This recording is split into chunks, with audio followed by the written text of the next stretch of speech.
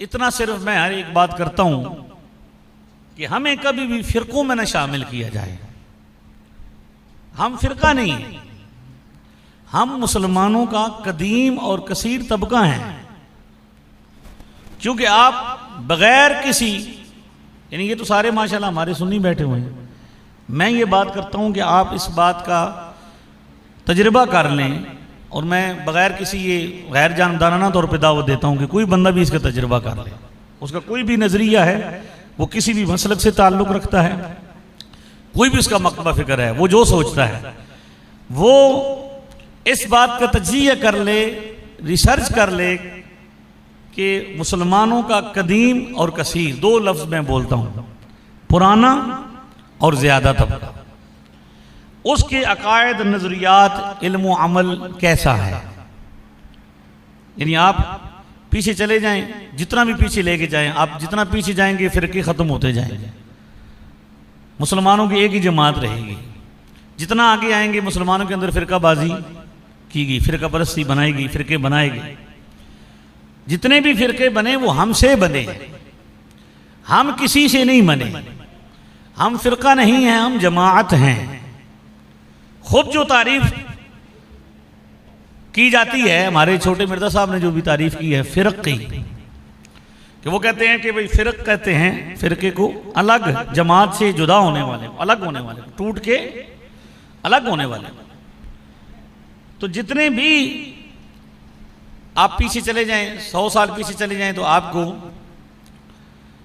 बहुत कम लोग मिलेंगे। मेरे वाले साहब ने मुझे बताया था कि हमने अपने ज़माने में ये नई नमाज वाला बंदा को नहीं देखा बचपन में। नई नमाज समझते हैं ना, नई नमाज जो मैं बात कर रहा हूं, हमने नहीं देखा। दादा साहब की बात करें तो दादा साहब बताएंगे तो हमने सुना भी नहीं था। तो जितना पीछे जाएंगे इतना ही फ़िरका नहीं होगा। जितना आगे आप हिस्ट्री तलाश करेंगे तो आपको पता चलेगा 1972 में एक मस्जिद बनाई गई, 1973 में एक मस्जिद बनाई गई, 1990 में फलानी मस्जिद पे कब्जा किया गया। तो ये सारे बाद वाले, और जो भी है, मतलब कोई बंदा कुछ अपने आप को देवबंदी कहते हैं, कुछ अपने आप को गैर मुकल्लिद कहते हैं, कुछ अपने आप को अहले तशय्युअ कहते हैं। आप किसी का भी रिकॉर्ड चेक करें कि आप क्या थे पहले, वो आपको पहले बताएगा। खुद भी आज भी गैर मुकल्लिदीन के मौलवियों में मौलवी मौजूद हैं जो खुद पहले सुन्नी हुआ करते थे। 1879 में से पहले वो कहते हैं एक बंदा गैर मुकल्लिद हुआ, उसने ये फतवा दिया कि 8 तरावियां हैं। तो 1879 से पहले अहले हदीस फ़िरका कहलाने वाला इस दुनिया पे, इस ज़मीन पे ना कोई मस्जिद थी ना कोई फ़िरका था। इसी तरह आप आगे चले जाएं तो 1911 के बाद ये मसला शुरू हुआ। 1911 के बाद मसलक के देवबंद के उससे पीछे देवबंद नाम की कोई मस्जिद, कोई मदरसा मसलक के लिहाज से नहीं था। किसी भी बंदे का शजरा चेक कर लें। अगले दिन मैं एक क्लिप सुन रहा था एक मौलवी साहब का, वो कह रहे थे कि भाई पाकिस्तान में, हिंदुस्तान में जो सब कॉन्टिनेंट है, बड़े सगीर पाको हिंद, इसमें वही शिरक है, वही शिरक और वही कुफर है जो मुशरिकीन मक्का का होता था। बिल्कुल वो साफ कह रहे थे। तो मैंने उनसे कहा कि आप अपना सारा शजरा नसब चेक करें कि आप कौन थे। मुझे कामरान साहब बैठे हुए इनकी, तो उनके साथ मुलाकात भी हुई है। तो इन्होंने मुझे बताया कि वो खुद पहले क्या थे, सुन्नी थे। उनका वालिद, शायद सबके वालिद क्या फौत होते हैं, सुन्नी फौत होते हैं। तो अपने वालिद का जनाजा भी पढ़ा, जिसको कहा कि ये जिसकी अकीदे के हामिल लोगों को मुशरिक कहते हैं। मुशरिक भी हुए, उनका जनाजा भी पढ़ना है, मुशरिक हैं, उनके पीछे नमाज भी पढ़नी है। तो ये सब नए लोग हैं और कंफ्यूज हैं। हम फ़िरका नहीं है। हमें जब गिना जाए, हमारा शुमार किया जाए, तो इंसाफ से काम लिया जाए कि हमें भी किसी फ़िरके के साथ रद्दी न किया जाए कि हम भी फ़िरका हैं। हम फ़िरका नहीं, हम जमात हैं। फ़िरके हमसे बने हैं। हमारा 14 सदियों का रिकॉर्ड है जी। मैं हर जगह पे कहता हूं कि हुजूर अलैहिस्सलाम की ज़ात अक़दस 1ली सदी हिजरी में, सहाबा इकराम 1ली सदी हिजरी में, ताबीन इज़ाम 1ली सदी हिजरी में, इमाम आज़म अबू हनीफा रज़ियल्लाहु ताला अन्हु 1ली सदी हिजरी में, और हम मुसलमान भी 1ली सदी हिजरी में। हमारा रिकॉर्ड है पूरा। आप बर्रे सगीर पाक व हिंद के मुसलमानों की तारीख पढ़ें, 23 हिजरी में यहाँ इस्लाम आ चुका है, 23 हिजरी से हम मुसलमान हैं और 23 हिजरी से हमारे इल्म अमल चलता आ रहा है। सहाबा इकराम के हाथों पर हमारे बाप दादा ने इस्लाम कबूल किया है और उसके बाद से लेकर आज तक हम हर सदी से आपको अपने रिकॉर्ड पेश कर सकते हैं। हमारा तो एक मुरीद होता है ना, मुरीद आम किसी पीर का मुरीद होता है तो उसकी जेब में भी अपना पूरा रिकॉर्ड होता है। शजरा पीर साहब का होता है, पीर साहब से लेकर रसूलुल्लाह सल्लल्लाहु अलैहि वसल्लम तक पूरे हर बंदे का नाम पूरा होता है। नबी पाक तक वो अपनी पूरा एक भी दरमियान में इनकिता निस्बत होती पूरी। शागिर्द हो, हदीस पढ़ी हो, फिक्र पढ़ी हो, आप किसी भी आलिम दीन की सनद पूछ लें उससे, वो आपको उस्ताद से लेकर इमाम बुखारी तक, इमाम बुखारी से लेकर रसूलुल्लाह तक सल्लल्लाहु अलैहि वसल्लम आपको अपना पूरा शजरा बताएगा कि किस किस से पढ़ा है। तो हमारा पूरा रिकॉर्ड है, हम कदीम मुसलमान हैं, नए नहीं हैं।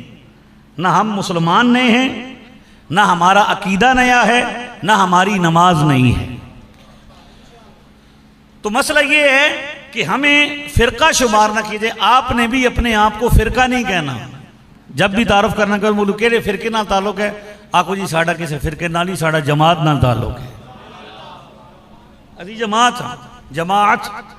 आपको वो कहे कि इसकी क्या दलील है कि आप जमात हैं, तो आप ये बताएंगे कि अल्लाह ताला ने कुरान मुकद्दस में इरशाद फरमाया है, वमन युशाक़िक़िर रसूल मिन बअदि मा तबय्यन लहुल हुदा। जिस शख्स ने रसूलुल्लाह सल्लल्लाहु अलैहि वसल्लम की मुखालफत की हिदायत के वाज़े होने के बाद, अब रसूलुल्लाह सल्लल्लाहु अलैहि वसल्लम की मुखालफत से क्या मुराद है, सरकार दो आलम सल्लल्लाहु अलैहि वसल्लम की मुखालफत का मतलब क्या है। कुरान अगले हिस्से में अल्लाह ताला इसी में फरमा रहा है, वयत्तबि गैर सबीलिल मोमिनीन, ईमान वालों के रस्ते को छोड़कर दूसरा रास्ता इख्तियार किया। सबीलुल मोमिनीन, ये हमारा जमात की बात कर रहे हैं कि हमारा जिक्र कुरान में है। मुसलमानों की कसीर तादाद जो अमल करती है, जो तरीका इख्तियार करती है, उसके मुताबिक चलना जरूरी है। सबीलुल मोमिनीन ये कहता है कि अल्लाह के वली हैं, अल्लाह के वलियों से मोहब्बत करनी चाहिए। तो कोई बंदा कहे कि नहीं जी ये तो इनका तो कोई एहतराम ही नहीं है। तो सबीलुल मोमिनीन अल्लाह ने फरमाया ईमान वालों के रस्तों को छोड़कर, ईमान वाले जो नमाज पढ़ते हैं, ईमान वाले जो अकीदा रखते हैं, उस अकीदे को छोड़कर अलग कोई अकीदा बनाए तो नुवल्लिहि मा तवल्ला। इस्लाह की कोशिशें की गई, हर बंदे की गई। मैं जेलम से बता रहा हूं, जेलम का बंदा हूं कि हर सतह पर इस्लाह की कोशिश की गई। आलम दीन बुलाए गए, मुलाकातें की गई। हमने भी उनसे मुलाकातें करके कहा कि आप अगर इस्लाह चाहते हैं तो बैठ जाएं, हम ना मुनाजरा करेंगे, न गाली देंगे, न सख्ती करेंगे। इल्मी गुफ्तगू है ना, डिस्कस है, आज भी कर लेंगे, अब भी कर लेंगे, करने की बात है। तो ये बहाना कि कोई हमें गाली देता है जी, हमें सख्त गुस्सा होगा, तो ये उज़्र भी हमने क्या कर दिया, ख़त्म कर दिया। तो लेकिन नहीं, मसला क्या था, मसला और था। वो इस्लाह चाहते नहीं थे, फितना करना चाहते थे, तो फिर उसका इलाज यही था कि हम उनकी जो बातें हैं उनका जवाब ही दें। लिहाजा सबीलुल मोमिनीन से हटे जा कि पहले जमात में थे। हर बंदा पहले किस में होता है, मुसलमानों की कसीर तादाद में होता है। फिर उसे बाद होगा कुछ बंदे समझते हैं कि शायद ये ठीक नहीं है, फिर वो कभी एक फिरके के बाद, कभी दूसरे फिरके के बाद, कभी तीसरे, आखिर में करते करते सारे फिरके एक तरफ करके अपनी फिरकी बना ली। क्या बना ली? अलग फिरकी बना ली। तो तरीका क्या था? अल्लाह फरमाता है नुवल्लिहि मा तवल्ला, वो बढ़ता जाता है, उसकी रस्सी ढीली छोड़ी जाती है, उसकी ज़बान दराजी बढ़ती जाती है, बदअकीदगी बढ़ी जाती है, हत्ता कि अल्लाह फरमाता है वनुस्ली जहन्नम, आखिरी स्टॉप उसका क्या होता है? जहन्नम। वो साअत मसीरा, वो बहुत बुरा ठिकाना है। अब आप कहेंगे कि हदीस में भी हुजूर ने फरमाया कि भाई ज़्यादा मुसलमानों की जो तादाद है वो हक पर होने की दलील है, मुसलमानों का ज़्यादा होना। जी हाँ, बिल्कुल है।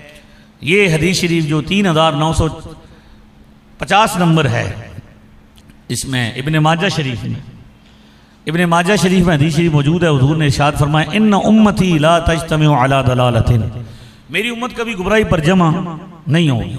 फ़इज़ा रअयतुम इख्तिलाफन फ़अलैकुम बिस्सवादिल आज़म, जब तुम ये देखो कि लोग इख्तिलाफ कर रहे हैं, इख्तिलाफ शुरू हो गया है, तो मुसलमानों की सबसे बड़ी जमात को फॉलो करना शुरू कर दो। बस ये देखो कि मुसलमानों का ज्यादा तबका क्या कहता है। ये मेरे नबी करीम अलैहिस्सलाम का मोजिज़ा है। आप खातमुन नबीयीन हैं, आपके बाद कोई नबी नहीं आना।